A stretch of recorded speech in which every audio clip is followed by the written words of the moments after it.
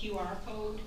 So could that QR code be posted on the city website so citizens would have access to it? If you're asking a question, the only comment I could make, possibly committee chair, police and fire would schedule a meeting or have some information or have that type of request that you're asking for. So, Mayor Bradley? I'll have Rick Soto have Dave Comer posted on the city's social media. You take care of that? Yeah, that's good questions, and hopefully we could do that. Any other comments? If not, please vote. The motion carried unanimously. Item E. Item E is correspondence received from Enbridge regarding pipeline awareness and emergency response information. No comment. Ms. Bringowski? I know that Ms. Duvall was going to ask this also be placed, so I was just going to concur with her request, having it placed on the city website or on the city Facebook page. Very well. There was no support, right? That was just a comment. Yeah, there's no motion.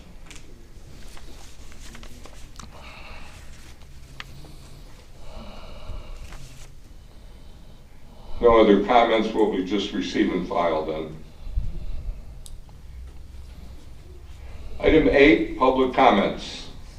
There are 3 members signed up this evening. First up is Garen Petty, and his topic is freedoms. Before you speak, Mr. Petty, just as a rule of general information, our last couple meetings we have had not only a general meeting but also a committee meeting where we have had violations, once again, of our signs that are posted here about behavior, speaking out. So if you want us to continue, it's up to council, it's their rules. But once again, just to remind you, in public comment guidelines, there's a 20-minute maximum time is set aside for public comments. These are rules of council. Speakers must sign up prior to commencement of the meeting. Speakers must provide their name, address, and topic as they wish to comment. If you don't want to put, how would you say, name your name in public, that's fine, but we still have to have your address written down. When we have these meetings, like tonight, you are asked to write your address. Going forth in committee meetings, if you so feel that you don't want to give your name, you still have to have that address submitted to the clerk, and it goes into the public record. Speakers will engage in civil discussion through the chair, refrain from personal attacks. Violations will result in removal from the chamber. And if you don't believe me, you see the 2 gentlemen standing behind the room. Unfortunately, we have come to this situation, but we're not going to tolerate any other behavior that is not warranted. Speakers are called on a first-come, first-served basis. The council president reserves the right to rule comments dilatory at all times.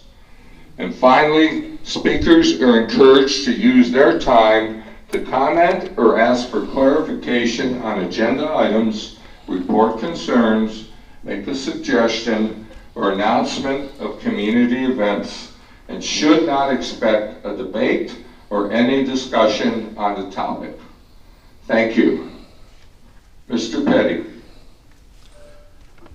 Garen Petty, 3728 Ivanhoe Drive, Lorain, Ohio. Thank you for living in Lorain. Mr. Petty, would you please address the mic, not the audience? Thank you for living in Lorain. Please sit down. My freedom. Are you going to let me talk? Mr. Petty, you address the chair. That's who you address. My freedoms don't end where your fears begin.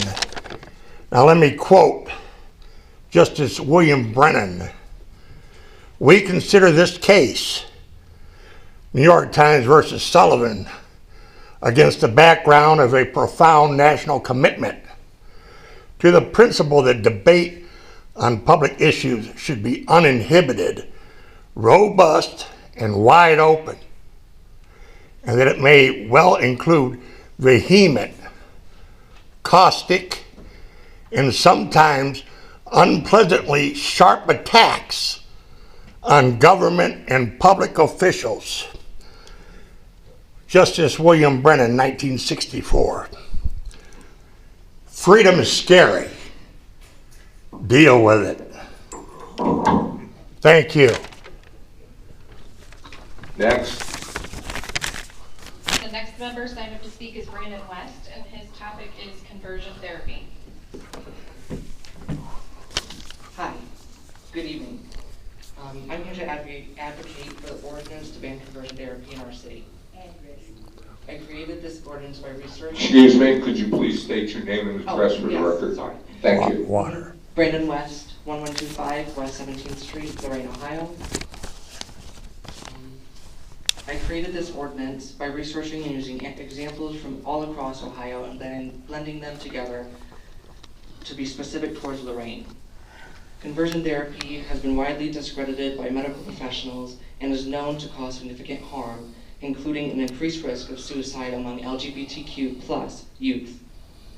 According to the Ohio Capital Journal, beginning this practice alone could prevent hundreds of youth suicides over the next decade. 11 other municipalities in Ohio have already banned this harmful practice. By passing this ordinance, we can protect our youth and promote a healthier, more inclusive community as the international city of Lorraine. Thank you for your time. Thank you. Next. The final member signed up to speak this evening is Denver Casto, and his topic is traffic on Yeager. Denver Casto, 3560. I know you're going to get tired of hearing me harp about it, but somebody took the 35-mile-an-hour speed limit out. The sign was laying in the yard, and I guess they wanted it, so they came back and got it. So we have no sign going from east to west on Yeager. And, you know, this is the second time this year that that's happened. And we've had deer hit, I know we hear almost, but we need to get something done with this, and I would appreciate anything that you can do. Thank you. Thank you. Item 9, committee reports. The Parks and Rec Committee met on Monday, July 8th to hear a Parks Department update from the Public Properties Department and to discuss a proposed ordinance regarding the renaming of Oakwood Park Pool. Presentation was informational and no action was taken. The committee moved to send the Oakwood Park Pool ordinance to council for consideration. The vote ended in a tie, and at the time of the meeting, the president of council voted affirmatively to break the tie. After consulting with the law department and receiving an opinion from Assistant Law Director Zaleski, citing Council Rule 11, which states only members of the committee shall have voting power on motions of recommendation put before the committee. President does not break a tie in a vote on a committee matter. Thus, the motion was defeated and remains in the Parks and Rec Committee. Ms. Carter. Yes, as a matter of protocol under Robert's Rule of Order, since there was a tie in the vote, I concur with the matter remaining in the committee. Mr. Gall. Support. Please vote. Motion carries unanimously. Mr. Riley.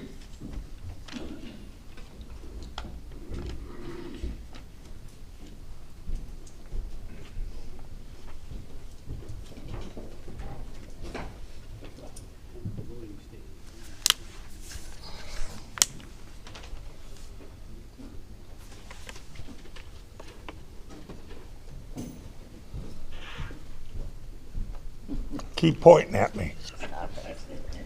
Yeah, that's intimidation. Through the Chair to Council, I'm not familiar with the point of order that councilperson might be referring to, so I'm going to say this in a qualified way, but I don't know that there's a need to vote for something to stay in committee. The vote was 2-2. Effectively, nothing is coming out of committee, and the committee meeting is closed. So it seemed to me that the motion and the second and the vote on it would be, to use the lawyer's word, superfluous or no real significant legal significance. So. Thank you. Item B. Item B is the Streets and Utilities Committee met on Monday, July 8th to hear a presentation regarding a proposed resolution accepting the active transportation update, a strategy to improve walking and biking for residents with infrastructure and programming while increasing safety, health, and equitable mobility for all. The committee recommended referring the matter to council for consideration this evening. Mr. Thornsberg. Yes, thank you, Mr. President. I move to concur with the committee report. Mr. Demakia. Support motion. Please vote. The motion carried unanimously. Item 10, legislation, first reading.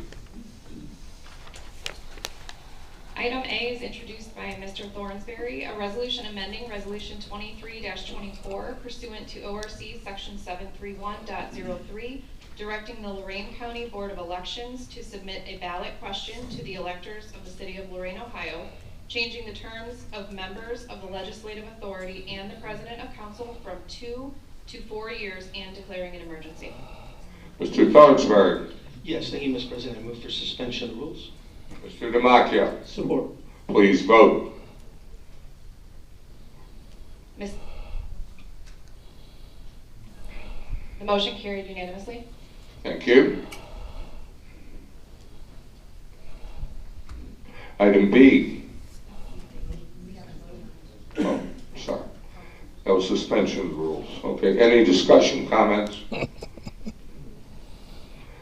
Mr. Thornsberry? Yeah, I would just say for public knowledge, there was just a clerical error in this that's been corrected. That's what the amendment is. And with that, I will move for passage. Mr. Demakia? Support. Please vote.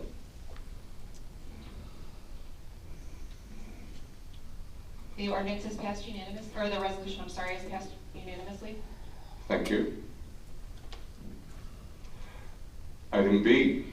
Item B is introduced by Mrs. Springowski, an ordinance establishing Chapter 506, Prohibition of Conversion Therapy on Minors of the Codified Ordinances of Lorain, to prohibit the practice of conversion therapy on minors in the City of Lorain and declaring an emergency. Ms. Springowski. Motion to suspend the 3 reading rule, please. Mr. Demakia. Support motion. Please vote.